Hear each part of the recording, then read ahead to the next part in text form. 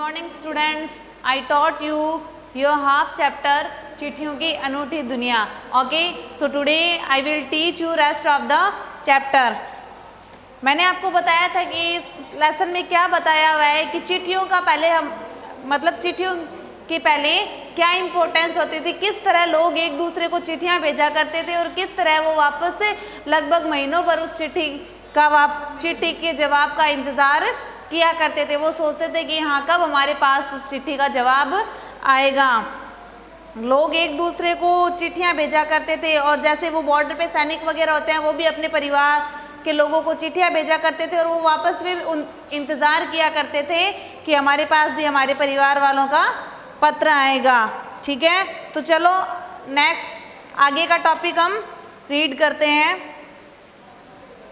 Page number 25 second paragraph. आज देश में ऐसे लोगों की कमी नहीं है जो अपने पुरखों की चिट्ठियों को सहेज कर और संभाल कर अपनी विरासत के रूप में रखे हो. मतलब कि आज भी देश में इतने लोग ऐसे हैं जो अपने पुरखों की यानी कि अपने दादा परदादा की जो चिट्ठियां वगैरह होती है जो वो उनको भेजा करते थे उनको वो अपने पास संभाल के रखते हैं. क्यों? क्योंकि ये लोग क्या करते हैं, अपने जो पूर्वजों की जो चिट्ठियां होती हैं उनको बहुत ही बहुमूल्य चीज़ मानते हैं, एक विरासत के रूप में मानते हैं. इसलिए वो क्या करते हैं, उन पुरखों की चिट्ठियों को संभाल कर रखते हैं. ठीक है, या फिर बड़े बड़े लेखक, पत्रकारों, उद्यमी, कवि, प्रशासक, सन्यासी या किसान, इनकी पत्र रचनाएं, इनको भी वो बहुत ही महत्वपूर्ण मानते हैं. मतलब कि बड़े बड़े लेखक, बड़े बड़े पत्रकार, इनकी भी चिट्ठियों को क्या करते थे, लोग अपने पास से संभाल के रखते थे. अगर आज जैसे संचार साधन होते तो पंडित नेहरू अपनी पुत्री इंदिरा गांधी को फोन करते, तब पिता के पत्र पुत्री के नाम नहीं लिखे जाते. मतलब कि लेखक का क्या कहना है कि अगर उस जिस तरीके से आज के ज़माने में संचार के साधन उपलब्ध है, अगर ठीक उसी प्रकार अगर यही चीज़ पहले के ज़माने में होती तो क्या होता, तो नेहरू जी भी क्या करते, अपनी बेटी इंदिरा गांधी को फ़ोन करते और फ़ोन पर उसका हालचाल पूछ लेते, उसको प्रेरणा देते. ठीक है, अगर वो फ़ोन करते तो वो जो पत्र उन्होंने लिखा था वो पत्र प्रेरणा देने वाला था, तो वो आज वो पत्र नहीं होता और वो किसी की बुक में नहीं छपता और लोगों के पास उस प्रेरणादायी पत्र का संदेश नहीं पहुंच पाता. ठीक है, तो लेखक क्या कहना चाहते हैं कि पंडित नेहरू भी क्या करते, अपनी पुत्री को फ़ोन करते, पर तब पिता के पत्र पुत्री के नाम नहीं लिखे जाते. मतलब कि जो पत्र उन्होंने अपनी बेटी को लिखा था वो एक प्रेरणादायी पत्र था, वो उस वक्त नहीं लिखा जाता और काफ़ी लोग उस प्रेरणादायी पत्र से वंचित रह जाते. पत्रों को तो आप सहेज कर रख लेते हैं पर एसएमएस संदेशों को आप जल्दी ही भूल जाते हैं. And it's reality. मतलब पत्रों को तो क्या करते हैं, हम संभाल के रख लेते हैं, लेकिन एसएमएस का क्या होता है, मेमोरी फुल हुई तो हम क्या करते हैं, उसको डिलीट कर देते हैं. लेकिन पत्रों के लिए ऐसा नहीं होता. ठीक है, हम उसको क्या करते हैं, अपने पास संभाल कर रखते हैं और फिर जब कभी भी हम फ्री बैठे होते हैं तो क्या करते हैं, उन पत्रों को निकाल कर पढ़ते हैं. उस वक्त जितनी हमें खुशी मिलती है वो खुशी हमें कभी किसी और चीज़ से नहीं मिलती जितनी खुशी हमें उस पत्र को पढ़कर मिलती है. पत्र को तो आप सहेज कर रख सकते हैं पर एसएमएस संदेशों को आप जल्दी भूल जाते हैं. ठीक है, कितने ही संदेशों को आप सहेज कर रख सकते हैं. मतलब कितने सारे संदेश जो मैसेज वगैरह होते हैं हम उनको कितने टाइम तक संभाल के रख सकते हैं, महीने, 2 महीने, 3 महीने, लास्ट 6 महीने, उससे ज़्यादा हम उसको संभाल कर नहीं रख सकते. लेकिन पत्रों का कोई भी निश्चित समय नहीं होता, हम उसको काफ़ी लंबे समय तक संभाल के रख सकते हैं.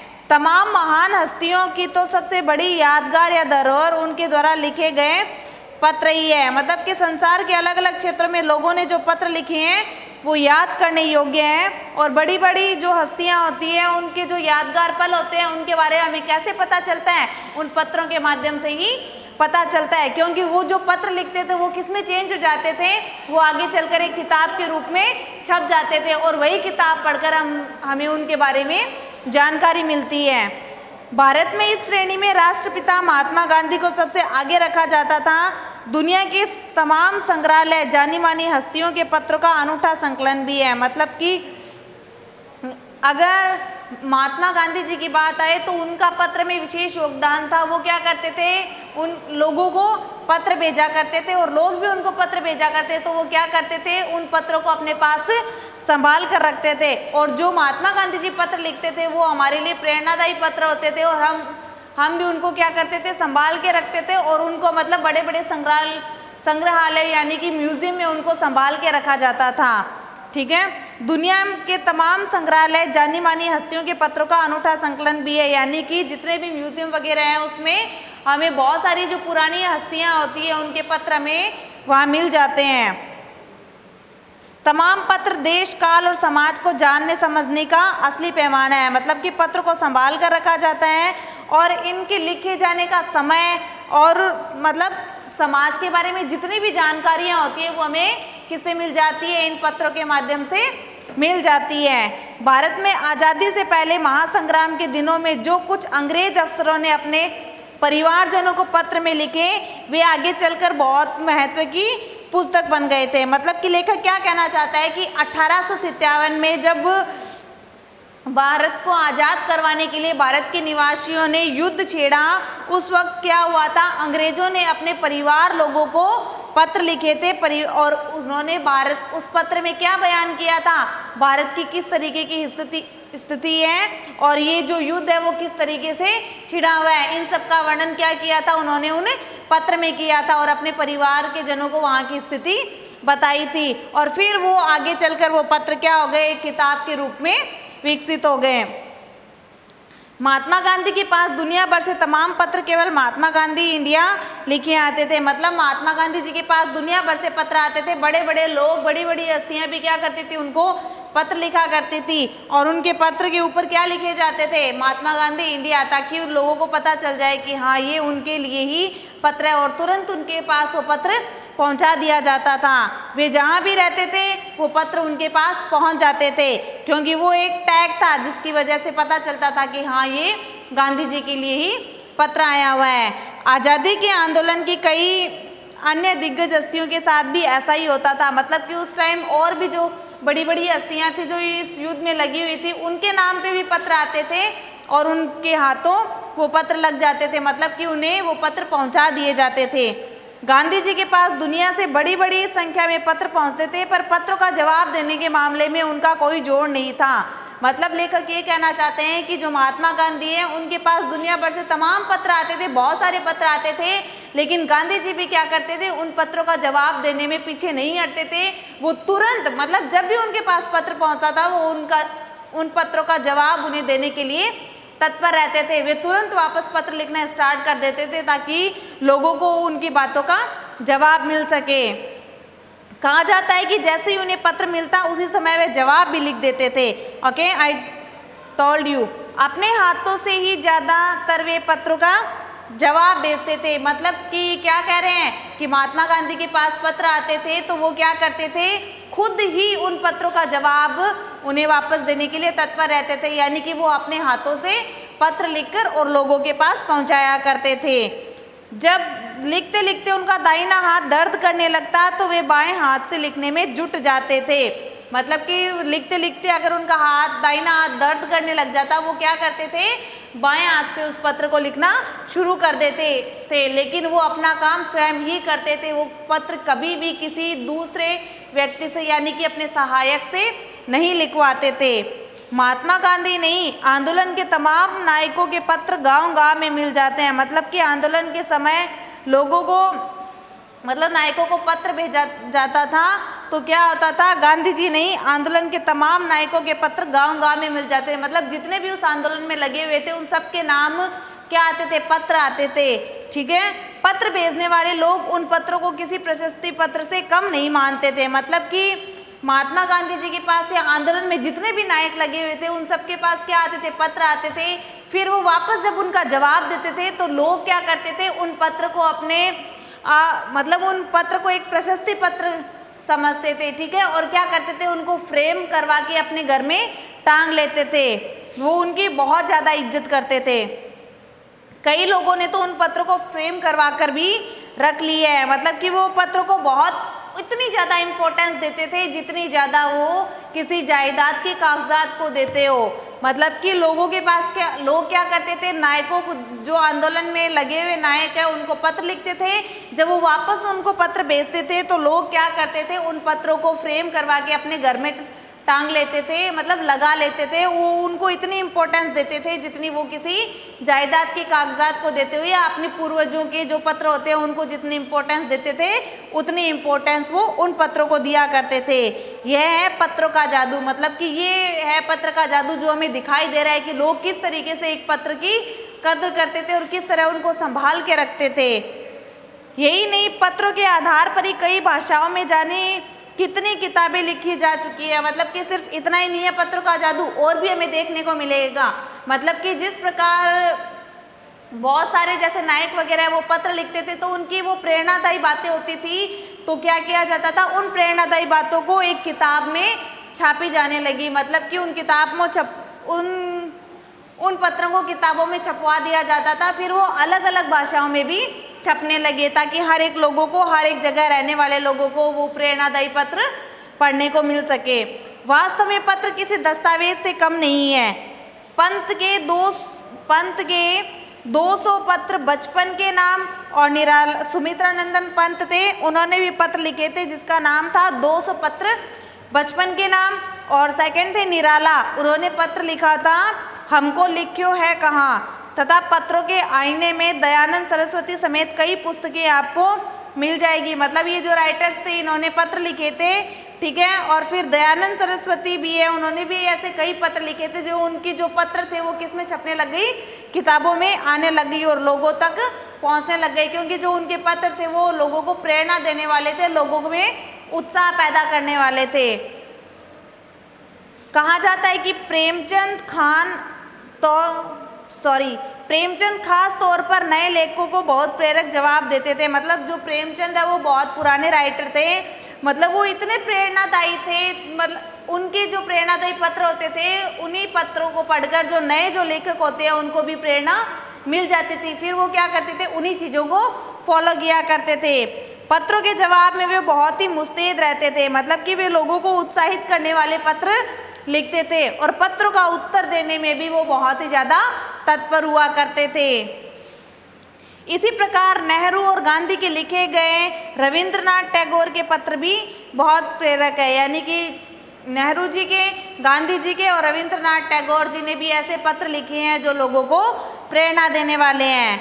महात्मा और कवि के नाम से महात्मा गांधी और रविंद्रनाथ टैगोर के बीच सन 1915 से 1941 के बीच एक पत्राचार का संग्रह प्रकाशित हुआ है, जिससे बहुत से नए तथ्य और उनकी मनोदशा का लेखा जोखा मिल जाता है। यानी कि महात्मा गांधी और कवि के नाम से महात्मा गांधी और रविंद्रनाथ टैगोर के बीच में सन 1915 से 1941 के बीच में पत्राचार का संग्रह प्रकाशित हुआ था। मतलब वो पत्रों का किस तरीके से संग्रह किया करते थे और मतलब उन पत्रों से उनके सामने नए नए तथ्य भी सामने आ गए थे। उन पत्रों के माध्यम से ही लोगों की सामाजिक स्थिति, लोगों की आर्थिक स्थिति वो भी उनके सामने आने लग गई, ठीक है। और उन पत्रों में हर एक चीज़ का लेखा जोखा उन्हें मिल जाया करता था। पत्र व्यवहार की परंपरा भारत में बहुत पुरानी है। मतलब पत्र जो है वो भारत में बहुत ही पुराने ज़माने से लिखे आ रहे हैं। इनकी परंपरा बहुत ज़्यादा पुरानी है, ये कोई नई नहीं है, ठीक है। नई संचार व्यवस्था तो तुम्हारे मतलब आपके सामने हमें नज़र आने लग गई है, वो तो हमें अब दिखाई देता है। लोग मोबाइल में पूरे दिन बिजी रहते हैं, लेकिन पत्रों के बारे में वो कुछ भी नहीं जानते हैं। लेकिन पुराने ज़माने में क्या होता था, सिर्फ और सिर्फ लोग पत्रों पर ही डिपेंड रहते थे। जितना संतोष हमें किससे मिलता है, पत्रों से मिलता है, उतना मोबाइल से नहीं मिल पाता, क्योंकि इनको हम संभाल के रख सकते हैं और उनको हम संभाल के नहीं रख सकते हैं। अब पत्र अगर हम किसी को लिखते हैं तो क्या होता है, पत्र अगर हमने लिख दिया तो हम किसी को, सामने वाले को अगर भेजते हैं तो हम ये एक्सपेक्ट नहीं करेंगे कि उसके पास भी ये साधन हो। लेकिन मोबाइल के द्वारा बात करने में क्या होता है, ये सुविधा सामने वाले के पास भी होनी चाहिए, तभी हम उससे बात कर पाते हैं, वरना हम उससे बात नहीं कर पाते हैं। पत्र की जो बातें होती है वो स्थायी होती है और जो मोबाइल की जो बातें होती है वो अस्थायी होती है। तमाम सरकारी विभागों की तुलना में सबसे ज़्यादा गुडविल डाक विभाग की है। मतलब कि भारत में जो ये पत्र की परंपरा है ये काफ़ी ज़्यादा पुरानी है और इसमें जितना भी सुधार हुआ है वो कब से हुआ है, जब से भारत आज़ाद हुआ है। उसके बाद में इसमें काफ़ी ज़्यादा सुधार होने लग गए हैं। और इसमें बहुत सारे डाक विभाग ने अपना योगदान दिया है, लेकिन सबसे ज़्यादा योगदान किसने दिया है? गुडविल डाक विभाग ने दिए हैं। इसकी सब एक खास वजह यह भी है कि ये लोगों को जोड़ने का काम करता है। पत्र क्या करता है? लोगों को आपस में जोड़ने का काम करता है। घर घर तक इसकी पहुंच भी है। संचार के तमाम उन्नत साधनों के बाद भी चिट्ठी पत्रों की हैसियत बरकरार है। मतलब कि संचार के इतने साधन उपलब्ध हो गए हैं, लेकिन चिट्ठियों का अपना ही एक अलग महत्व है। चिट्ठियों की जगह वो कोई भी चीज़ नहीं ले सकती हैं।